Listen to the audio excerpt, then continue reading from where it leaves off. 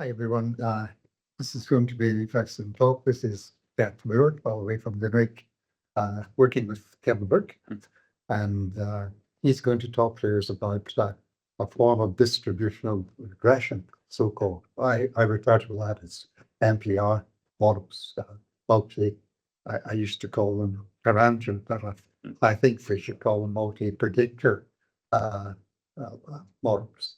And typically, survival, and he's going to deal with the case where one of the parameters is semi-parametric. Usually, in distributional regression, both parameters have been parametric in the past.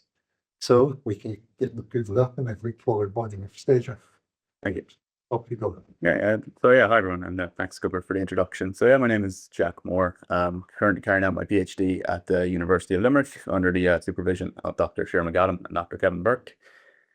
And today I'm just going to talk to you about this one model I've been working on for the past few months now, the Piecewise Exponential model, and talking about some of the work I've been doing on that model, which can broadly be broken down into two parts. So the first of which is the expansion of this kind of more basic version up to a distributional framework.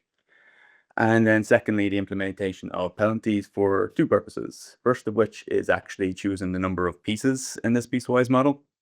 And then the second of which is kind of more standard parameter selection and stuff like that. So before I get down to that, though, a bit of background about myself, I suppose.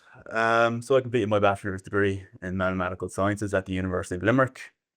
And that was sort of my first exposure to kind of more advanced statistics as opposed to what they teach in secondary, I suppose. And it really piqued my interest in biostatistics, I suppose, through a research internship in survival analysis, and then later on a final year project in biostatistics. However, by the time I finished that degree, I did step away from biostatistics as a whole and went into industry through a research assistant position at the University of Limerick. But this was done under funding from the Science Foundation Ireland Confirm, which is a research body at the time, which is sort of a collaboration between researchers and academia and industry partners across Ireland. And more specifically, I was analysing industry data using time series techniques and Gaussian processes for the purposes like outlier prediction and ultimately prediction, or detection and ultimately prediction, rather. Okay, well, with that finished then, though, I was successful in an application for a PhD earlier in the year. And so by the time this contract finished, I began that. And this was done from funding of the Science Foundation Ireland Centre for Research Training. They cover PhDs across Ireland, so across three universities in Ireland: University of Limerick, which is where I myself am based, UCD, and Maynooth University. And the way these PhDs function, they're a bit different from kind of more standard PhDs in Ireland. It's kind of centered around this idea of being cohort based. So like in the what you call first year and so on, the way that takes form is we're working on group projects with other students in the PhD. And for me, that was a reintroduction to biostatistics because I got to explore spatial temporal models for disease mapping. And that kind of reignited that interest in biostatistics for me. So when the time came to do individual research, I was interested in survival analysis again. So what's the motivation for this piecewise exponential model then? Why did I want to explore this? Well, first thing I kind of want to just note about this model is it's not exactly novel in of itself. It's been around for quite a while. So you can find papers relating to this and its applications back as far as the 1970s at least. But as far as its kind of popularity has gone, it's very much been overshadowed by this model here when it comes to survival analysis, the Cox proportional hazards model. And this again was introduced back in the 1970s, and since that time it's very much become the kind of go-to model if you're dealing with survival analysis. Chances are if you have heard of survival analysis before, you've probably come across this model.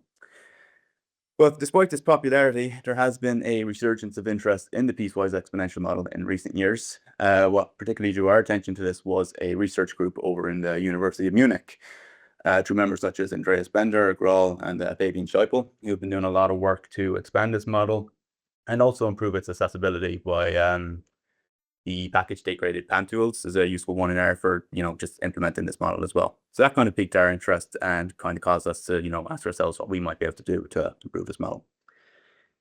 Okay, so that brings us to this talk then, and what we're going to be covering in it. So just going to start off with a brief introduction to survival analysis itself, just to make sure we're all on the sort of same page in that area, since it is a bit niche in statistics.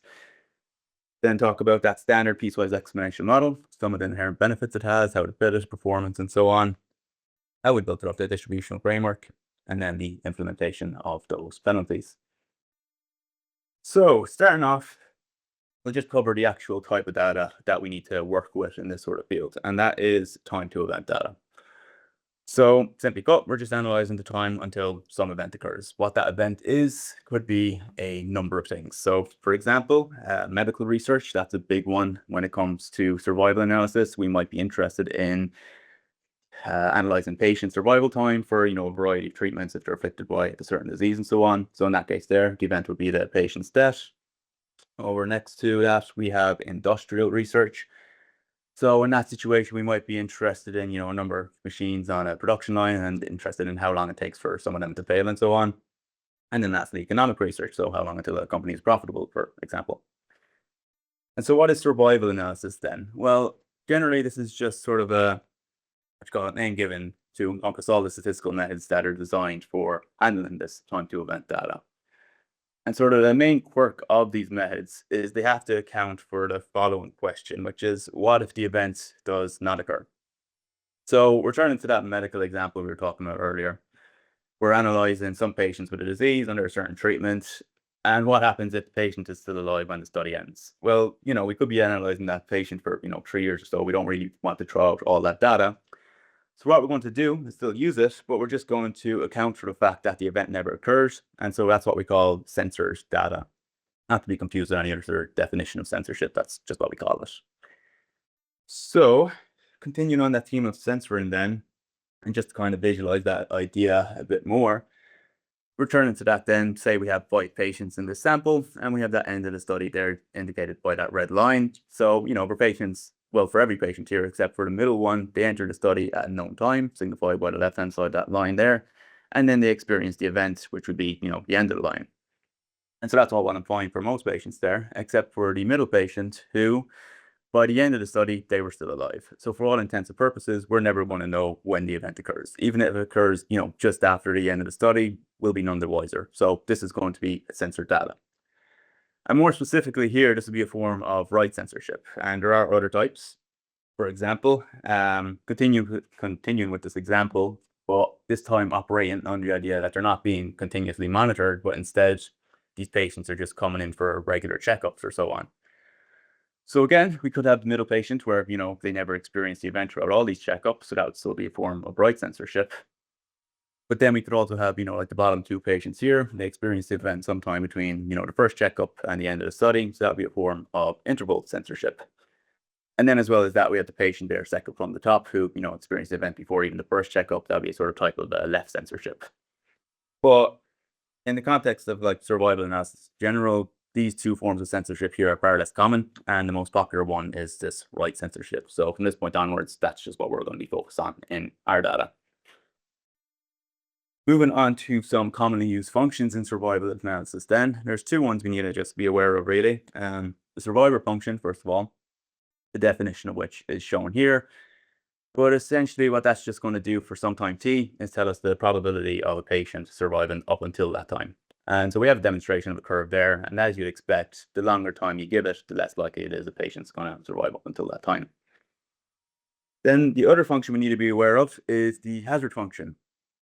So again, we have the definition up there. But essentially what this is just telling us is for time t, this will give us the instantaneous rate of the event occurring at that time t.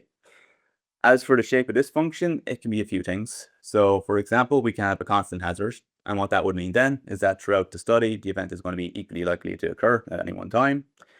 Alternatively, though, if we return to that idea of industrial research, we're measuring the survival times of components and machines and so on. What we typically see in situations like that is at the start of the study, we'll have a number of components which fail fairly quickly due to, defects and so on and stuff like that. But once those are weeded out, then the rest of the components are much more reliable. So in that situation, what we'd have is a decrease in hazard. And then in the case of human mortality data, well, what you'd see is that individuals, over 100 are going to be more likely to experience the event of death than individuals in their 30s or 40s or so on. So that would be an increase in hazard function. Moving on then to some of the actual distributions we see in survival analysis then, I just want to introduce you to a couple. So first of all, we have the exponential distribution with its own hazard function there and survivor function. But we're just going to focus on the hazard function here, and we're just going to note that it's a constant. So like the previous example there, it's going to be, or the event is going to be equally likely to occur at any time during the study, if that's what we apply. Next up then, we have the Weibull distribution with its own hazard and survivor function again, but we're just interested in the hazard function for the moment. And what we see here is that the shape of this hazard is dependent on that gamma parameter there, the shape parameter. So if we set it equal to 1, well, first of all, this will just reduce to the exponential, and so we get that constant hazard. If it's greater than 1, we'll get an increase in hazard. If it's less than 1, we'll get a decrease in hazard. But the thing to be aware of there is it's only going to be one of these things, so it's always going to be monotonic. And then again, with the Gompertz distribution, another one that's used for lifetime data sometimes. And again, we have this sort of shape parameter, and that's going to determine the, well, whether it's increasing, decreasing, or constant. But again, it's going to be monotonic. So in this situation, then, that's all well and fine. And we do have situations where, these functions will be all well and good. But, again, survival data, there's a lot of it out there. And so there's going to be situations where that hazard is non-monotonic. And in situations like that, none of these models will suffice. So what do we do about that? And then even more generally speaking in that really, when dealing with unknown data, would like to impose as few assumptions on the shape of the hazard as possible, really. And so then these type of issues are what lead us into the piecewise exponential model. So what is it, first of all? Well, as the name suggests, it's just like the exponential model we just saw there, but split into pieces. So what does that mean in the context of the hazard then? Well, we get the following. So we have a number of pieces here, and we have one of those constant hazards for each one. So within each piece, it's going to be a constant hazard, but then when we go from one interval to the next, it's going to be free to change as much as it needs to from one interval to the next. What does that mean in terms of applications then? Well, for starters, there's no reason why this function has to be monotonic. It can easily be non-monotonic. So just a toy example here, there's no reason why I can't start off with a value of 2, decrease to 1, and then, increase to 3 later on in the fields. Just explaining that. But what we see generally when we actually apply this to unknown data is that this model is perfectly capable of approximating whatever the underlying hazard may be without any sort of prior knowledge about the hazard. So in order to do that, though, we'll have to fit the model, and then just a note on how we actually fit it then. So we're going to be using maximum likelihood, and the standard formula for which in the context of survival analysis is shown there. So what we're saying there is, for each individual, we have their contribution from the hazard function and survivor function. But then we have that delta I subscript or power there rather with the hazard function, and all that is indicating is whether or not the individual is censored or uncensored. So in the case that they are censored, that will be a 0. Hazard function reduces to 1. This is just, again, tying into the fact that the hazard function relates to when the event occurs. So if the individual is censored, they're not going to have any sort of contribution in relation to the hazard function, at least. So writing this then in the context of our exponential distribution to start off, we get the following. And then for ease of calculation, we consider the log likelihood instead. So how do we calculate this then for each individual in our sample? Well, first of all, again, we have this lambda value here, but in the case of the exponential, that's constant. So that's just going to be the same for every individual we consider. So all we need to take into account is the subject survival time and whether they were censored or uncensored, and then just optimize that function to get our parameter estimates. But what happens then if we split this into 2 pieces? So in this situation now, we have a 2-piece piecewise exponential. So we have our first lambda value there and our second lambda value here. And how does this affect the log likelihood? Well, all we need to do now really is just account for all the individuals whose survival time fell into this interval in one piece, and then all the individuals whose survival time fell into this piece in another piece. So starting off with the first piece there, we can see it sort of has pretty much the same definition as our exponential log likelihood. The only difference is that summation there indicating, we're just dealing with individuals in this part, and that lambda 1 value there. So now that's specific to this interval. And then with the second piece, much the same thing, just, I2 for intervals 2, lambda 2 for lambda 2. But then we have this additional piece here. And all that is accounting for really is the fact that individuals in the second interval here, that doesn't mean they just, started off at this point and went onwards. If they're in this interval, that means they survived the entirety of this interval. So we just need to account for that. So all we're doing is taking t of 1 there, which is the end of our first interval, minus t of 0, the end of our 0th interval, or the 0 in this case, to give us the length of our interval, and then multiplying it by the lambda value associated with that interval. So what happens then if we expand this to n pieces, or as many intervals as we want? We get the following instead. So all we're doing here is just accounting for the fact that we need to account for each interval in piece, and then the summation value here is just accounting for the fact that, you know, the later on we occur, the more intervals we need to account for that individual survived. So in the case of the third interval, for example, now we're considering the length of, you know, the first interval and the length of the second interval. That's all that's doing. Then we optimize this, get our parameters, and that's how we fit the model. And then how does it perform once we fit it? Well, as I mentioned there a moment ago, what we see is that it's able to approximate whatever sort of hazard you give it. So in this case, we have that earlier decrease in Weibull hazard. So all we did here was just generate data from that distribution, fit our piecewise exponential model, and we see it's able to approximate the shape of it quite nicely for just like toy example.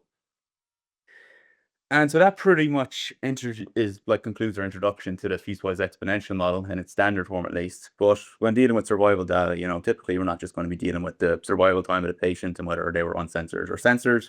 We're going to need to account for a range of covariates that are going to influence that survival time. So how do we expand our piecewise exponential model to account for those covariates? Well, we do it in the following fashion. So we redefine it as follows for each piece. So we have our beta 0 parameter there, our baseline effect, and our parameters there, beta 1 to beta q, for our covariate effects. So just drawing your attention, first of all, to that beta 0 term. You see it's also accompanied by that m subscript. So all that signifying is that we have this interval specific baseline effect. So that's going to be constant within each interval, but then free to change as much as it needs to when going from one interval to the next. And then alternatively, what we have for our covariate effects is just that beta 1 to beta q. So there's no additional m subscript there. So what that means is they're going to remain constant throughout this entire study that we're experimenting or whatever. And so what that means is that what we've essentially done is these covariate effects are going to remain constant with time. And so because of that, our hazard ratios between covariate levels are also going to remain constant. And so because of that, then our model must follow that assumption of proportional hazards, or it's essentially a proportional hazard model at this stage. So we're not quite yet at that distributional framework yet, but we're about halfway through. So at this point, what we decided to do was compare this with a much more popular model in survival analysis, the Cox proportional hazard model, or Cox PH model. So just a bit about this model, first of all, before we jump into any comparisons. Probably the main benefit of this model is accessibility. So one of the features of it is that you don't require any prior base knowledge or any knowledge of the baseline function. It just leaves it unspecified. It also includes covariates in a very similar manner to how we just defined it there previously. The only difference is we wouldn't have that baseline effect in the case of the Cox model that we calculated outside of it. Well, that's unspecified rather. But then because of that, since, you know, treats our covariates in the same manner, we do need to assume that they are going to be constant. And so naturally this model follows the proportional hazard assumption, as the name suggests. So that's essentially just a brief rundown of that model. And so now we want to get into comparing the two. So what we're considering for this purpose is just a small cancer data set. This is obtained from the survival package in R, just under the label cancer. And it contains like roughly 227 patients obtained or collected from the North Central Cancer Treatment Group over in North America. And this was collected a few years ago now, well, a few decades ago actually, but it contains a number of covariates relating to these patients. So sex, age, location, and the number of tests that were carried out on the patient. So a few of those were self-reported, and a few of them were carried out by the physician on the patient. So we did our own sort of analysis before we did any comparison, just to determine which of these variables may be significant. And we found that sex and ECOG score were the most significant ones. So that's what we're going to use from this point onwards. As for what ECOG score is, so this is a test that's carried out by the patient on the physician, or carried out on the patient by the physician rather. And it's a categorical variable with 5 levels. So 0, 1, 2, 3, and 4. 0 meaning the patient was asymptomatic, up to 4 meaning the patient would be bedridden. So we can see from the example here, there was no individuals who were bedridden, and very little in that category of 3 there. And generally speaking, in terms of frequency, the most common groups were ECOG scores of 0 and 1 with males. So just for visualization purposes from this point onwards, that's just what we're going to consider. And then as well as that, in terms of the actual range of this data, we saw survival times ranging from, you know, fairly shortly after this. So like, you know, in the 100 days, 200 days, and so on, up to about 1,000 days. Okay. So we want to compare our Cox model and piecewise exponential model to this data, but we are going to need some sort of baseline to compare them against. And for that purpose, we're going to use this empirical estimate here, known as the Kaplan-Meier curve. don't need to know too much about this really. It's just, based off the survival times of the individuals and whether they're censored or uncensored. And so for all of our data as a whole, this will produce a survival curve like follows in this situation. So again, we see the range of the data ranging up to about 3 years, or just less than that rather. And so we're going to be comparing our models to something like this, albeit we won't be dealing with the whole data set. We'll be dealing with the specific subsets of the data of like combinations of sex and ECOG and so on. Okay, so jumping into the model comparisons then. So yeah, we fit our data to our models to combinations of sex 0, ECOG 0 and sex 0, ECOG 1. And what we see here is the Kaplan-Meier curve there in orange, and then our Cox and Piecewise exponential model there in green and purple respectively. A bit hard to see in this plot actually, but the main kind of takeaway from this really is that generally speaking, our Piecewise exponential model and Cox model are performing very similarly at this stage. And given how they treat the covariates at this point, we would expect that exponential link between, beta 1, beta 1, x1, and so on. And ultimately, they do also fail to capture the Kaplan-Meier curve at certain points as well. So it's a bit more noticeable here at the start of our left-hand plot there. We see that initial dip in our actual data, which isn't reflected by the Cox or Piecewise exponential model at this stage. So what can we really say about these sort of comparisons then at this stage? Well, for starters, they are very comparable across the metrics we consider at least. But then at that point, we might be wondering, well, why are we considering this model if it's only doing just as well as, much more popular and well-implemented model at this stage? Well, there are some benefits. For starters, we did account for that baseline effect in our actual definition. We didn't leave it unspecified. So as a starter, we can easily enough create a parametric estimate of the hazard. In the case of the Cox model, by itself, we'd have to use a semi-parametric approach, which is still quite good nonetheless. And if we wanted to get to a parametric version, I believe there is other ways. We could do that through splines and so on and stuff like that. But in the case of the piecewise exponential model, it would be able to provide estimates for each and every piece, which is quite a nice feature. And then as well as that, it's also important to remember that we're still at the halfway point here. So we're operating under that proportional hazard assumption, right? But that's not where we want to stop. We want to get up to that distributional framework. We want to account for variables that do actually change with time. And so the question becomes, how can we remove the proportional hazard assumption from both of these models? In the case of the Cox model, it proves to be quite difficult. So there are a number of steps you have to take and other assumptions you have to employ to get around that. But in the case of the piecewise exponential model, it's actually quite simple. So again, returning to that definition we defined earlier, we're just changing it up a bit. So now we still have that beta 0m, so that interval specific or baseline event. But now we have this beta 1m up to beta qm. So now our covariate effects are also interval specific, or they're going to be constant within each interval, but change as much as it needs to when going from one interval to the next. So what does that mean then? Well, as long as we provide this model with enough intervals, it's going to be able to capture whatever time varying covariate effect we give it. And so because of that, we no longer need to abide by that proportional hazard assumption. It will be able to capture time varying covariate effects, which is nice. So in terms of applying that then, we'll jump straight back into that cancer data set with the same combination of sex and ECOG. And this time we're just comparing the distributional piecewise in blue with the proportional hazard version of the piecewise in red there. And again, with the Kaplan-Meier curve. And so first thing we can probably note is on the left-hand side plot here, that initial dip, our distributional version captures this, whereas the proportional hazard versions fail to. And then as well as that, it does generally provide a nicer bit to our Kaplan-Meier curves. But it does come at a cost, and that is because we have increased the number of parameters quite a bit, which we'll get into in a moment. But again, the other side of that then is because we have a now fully distributional framework, what we see is that the shape of these curves from one combination of covariate or across covariate levels, the shape of it is actually able to change depending on how the data behaves in those covariate levels, as opposed to the proportional hazard version. Since we're operating under that proportional hazard assumption and the hazard ratios need to remain constant between covariate groups, the shape of those curves is going to be a bit limited because it's essentially just going to be scaling those for different groups depending on how those covariates behave. So ultimately, our shape in our distributional version does actually have that much more flexible nature in terms of actually capturing the data. So summarizing that then, our distributional version is more flexible, but again, the parameters, there's a lot more of them. So in the case of those two samples there, we were dealing with 10 intervals. That's how we fitted our model. And what that means in the case of the proportional hazard piecewise exponential model is that we have those 10 interval-specific baseline effects, and then we have those 3 covariate effects, so 13 parameters overall. In the case of our distributional version, we have those 10 intervals and then 4 parameters per each, so 40 parameters overall, so quite a lot more.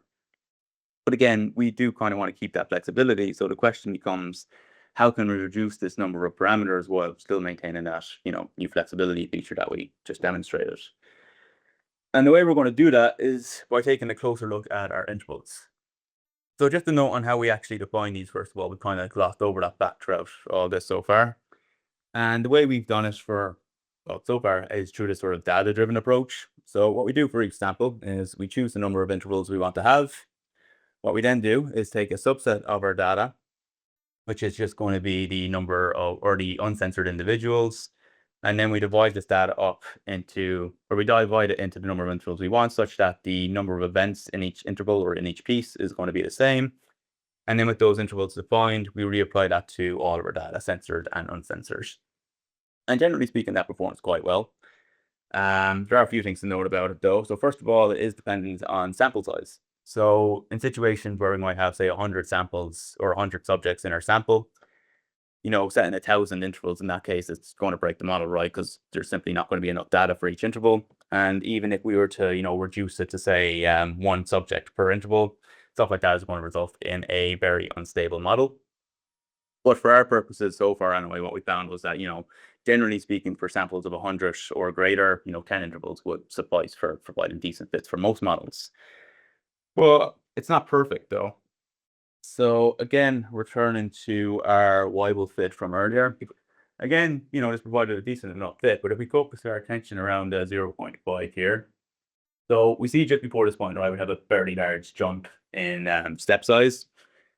And so in situations like that, we think, having a different set of parameters for this piece here and this piece here would certainly be justified.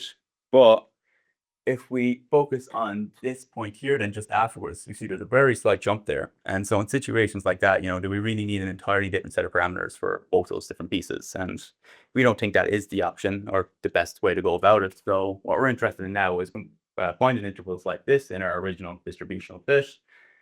And based on some sort of similarity index, then what we want to do is when intervals like that are very similar together, we're just going to merge them and effectively reduce the number of parameters over this sort of range by half. So how are we going to do that then? Well, we're going to be doing it through penalization. And ultimately what we want to do is just attach some sort of penalty to our log likelihood as follows. So similar sort of situation. Here we have our original log likelihood for our distributional version. And then what we're doing is we're just adding this penalty here, PI for interval penalization. And what this is going to do is when we optimize this distribution here or optimize our function here, all this is going to do is, penalize situations where intervals from or parameters from one interval to the next are very similar. But if they're sufficiently different, then it's not going to overwrite our original kind of optimization of keeping those parameters different. So how do we do that then?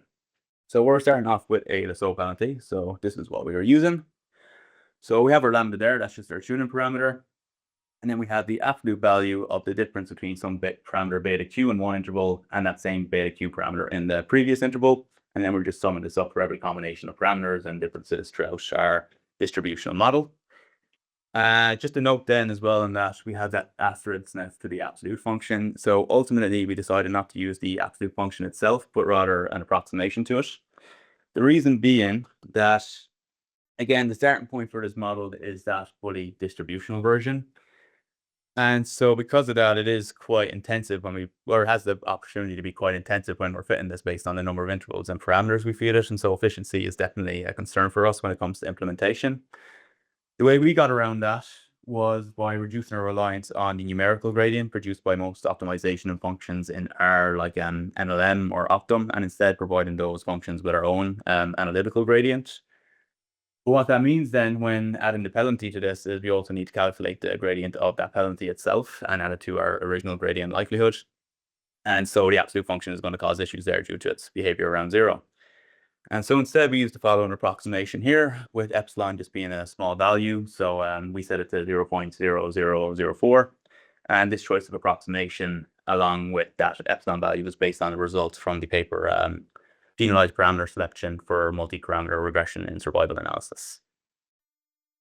So with that in mind, then we'll re-examine our cancer data set, but just a brief recap on sort of the steps taken so far, I suppose. So we started off with our proportional hazard version, right? So we have our 10 interval specific covariate effects, and then we have our constants for our other covariates. And so this results in 13 parameters at this stage. Boosting up to the distributional version, then we ultimately obtained a model here with 40 parameters. So keeping in mind, at this point, we had 10 intervals for both of these. But once we had applied the penalty, what we effectively found was that the maximum number of intervals we actually needed was just 2. So in the situation of this cancer data set here, all we needed was a change point for our interval-specific baseline effects. That changed at 1 point during this. And then same story for our ECOG scores. But in the case of sex, this is just constant throughout the entirety of our sample. So how does this actually work then when we fit our model? Well, what we generally see with the sort of penalized fits is that the fits are sort of a nice in between our original proportional hazard version and our distributional version. So it's not that, overfitting the curve in the case of the distributional version, which, had the opportunity to do. And it's not sort of missing that initial dip quite as much as their proportional hazard versions. And again, the thing to keep in mind in here is that this sort of distribution or penalized distributional version still has that potential to completely change the shape of the curve based on, how the covariates behave, as opposed to our original proportional hazard version in which the shape was limited. So that about wraps up the idea behind interval penalization, at least. And so I think we will move on over then to parameter selection. So what we wanted to do here was, again, implement the penalty, but this time what we're interested in is potentially reducing any sort of individual parameters to 0. So in our original case, or our distributional case for that cancer data there, we had 40 parameters. And so what we're interested in is teaching or treating each of those as individual parameters, which could potentially be reduced to 0. The logic behind this is in sort of applications in situations where, certain treatments might die out over a few months or so on. They might reduce to 0 over time. So we want to be able to sort of capture those effects. So again, we implemented that through a Lasso penalty. The idea behind it to reduce individual parameters, not necessarily covariates as a group, and consider them that reduced to 0. Yeah, okay.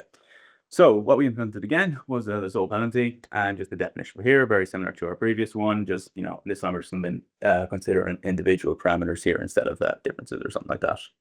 So how does it work? Or how did it work? Well, for this, we're just going to consider a simulation study that we ran. So stepping away from the cancer data set now. And what we did was create a data set with 3 intervals, naturally, or generated data from distribution had 3 intervals with certain effects like this one, where we had a 0.5 initially, then a 0, and then that minus 0.5. So the goal was to estimate parameters which would reduce the middle one to 0, but keep the other ones quite accurate. But what we saw when applying the penalty was that although it did reduce the correct parameters to 0, it ultimately reduced every other parameter much closer to 0 as well. So around this point, a sort of inherent bias in the Lasso penalty started to take an effect, and so we needed to try and tackle that. And the way we did it was by instead moving on to the adaptive Lasso instead. So in this case here, this is what we started off with again for our purposes of parameter selection. But then moving on over to the adaptive Lasso, we get the following. So only difference here really is that in this situation, we just had this new weight here, WPM, which ties to the actual thing that we're feeding it there into the absolute function. As for what the weight itself is, yeah, there we go. Right, we have the following. So all it is the inverse of what we're feeding it in here of our absolute function. Sorry, the approximation to the absolute function, that should be. And then this beta here is just indicating that we're not dealing with the penalized estimate, we're dealing with the unpenalized estimate. So this is just a weight that would be calculated before we begin our intervalization or our penalization process, and then kept constant throughout any sort of optimization. And what we saw then with this, when reapplying it to the same data set, was that ultimately what we achieved was, yes, it did in fact reduce the bias in our original estimates. So what we're working with here now is, well, what we saw was that it did still correctly reduce the correct intervals to 0, while also providing much more accurate estimates for any other sort of parameter in our original data. Okay. And then due to the success of that then as well, we did also retroactively implement this for the purposes of interval penalization as well in the following manner with the following definition there. So I think I am almost at 40 minutes. So just to finish on then on future work. So yeah, mainly what we want to kind of build on from here is those, or explore more penalties for this model. Initially, we want to consider the group Lasso. So as I've already mentioned there with the cancer data, that we did our own sort of manual analysis of which variables in that data set were significant. But ultimately, we want to be able to allow our model to consider this itself. And we're going to be implementing that through a group lasso. As well as that, alternative penalties is another thing we want to discuss. So completely stepping away from the lasso in that case, or any sort of derivation of the lasso penalty.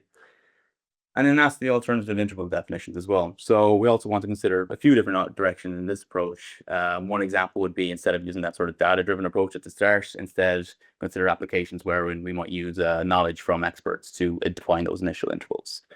So I think I'll end it there anyway with the references. I think I'm under time, but yeah, I think it was a bit late start, so I think that's okay. Yeah. Right. Yeah, thank you.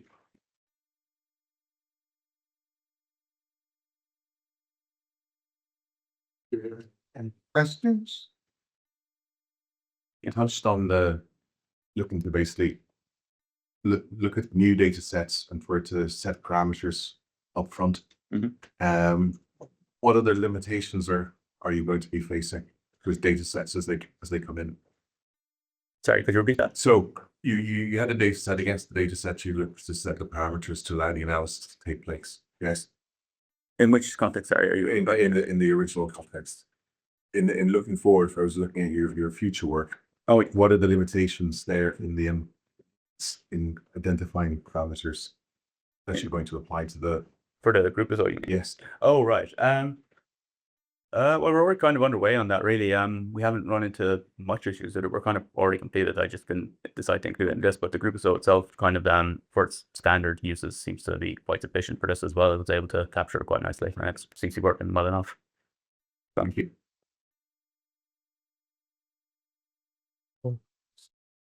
Can I ask you, Jack, are you applying these penalizations simultaneously? No, not yet, but that is something we also want to discover. So yes, at the moment we're doing this in part just for ease of calculation to wrap our head around it initially in terms of our own implementation.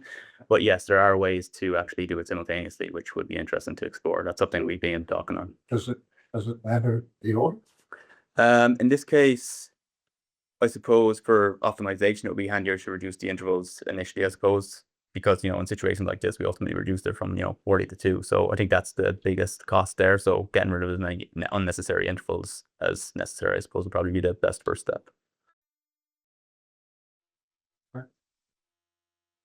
There's a question in the chat there, just how you estimate the variance. Oh, right. That was through the delta method associated with our thing. So we solved the Hessian rather tied to a gradient and then used that within the delta method to produce the variance for the survival curves.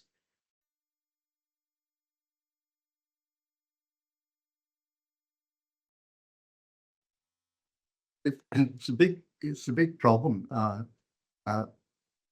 when people are, for example, in cancer registries, are routinely fitting simple Cox models to lots of data. You are getting the wrong concussion. How does this approach compare with the parametric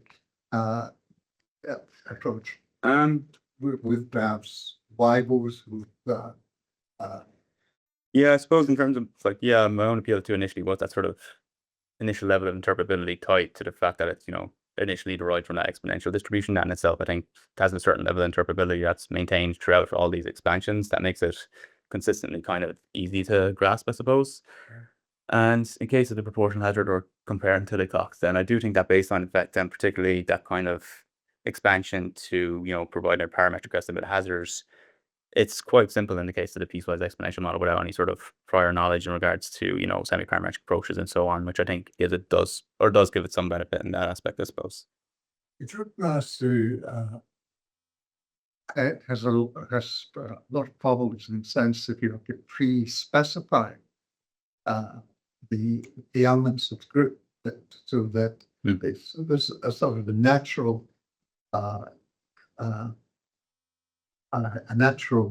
structure to the penalties that he's important for doing. Yeah. So can you give us an instance of where the group lasso would be appropriate? What do you think of that?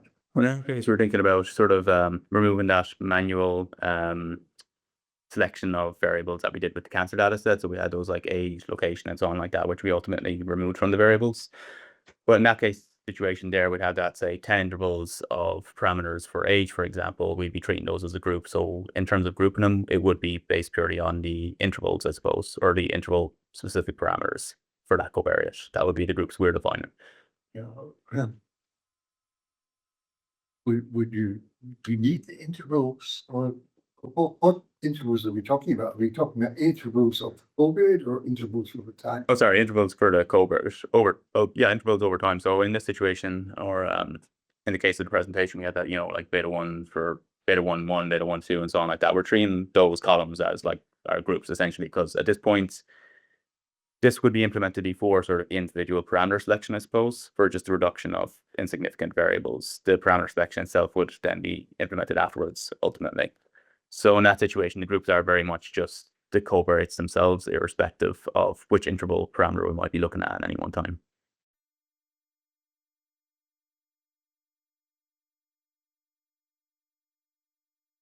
So I quite picture that.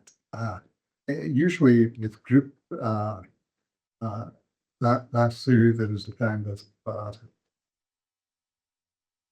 the specification of the structures involved that you're trying to reduce. So give me an example of trying to reduce your group structures.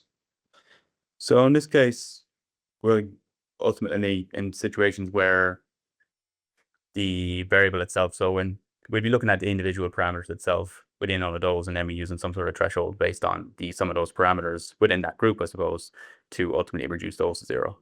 When it comes to the parameter selection itself, as well as interval penalization as well, what we ultimately see is, the groups aren't inherently built into it, but we're just matching that based off the end product, I suppose. So in the case of interval penalization, the way we define those penalized intervals then are ultimately based on the, whether or not those individual parameters within those intervals are similar. So there's no, I suppose, inherent reduction. We're just kind of inferring it from the actual results of that penalization. The area of group last series, but I'm most familiar with this, where you have interactions. And so your system there doesn't contain any interactions, but you could have two-way interaction, three-way interaction, four-way interaction. And so you're penalizing those in some sense. You want to reduce the complexity of the problem. So we'll talk to you later about this. Any other questions?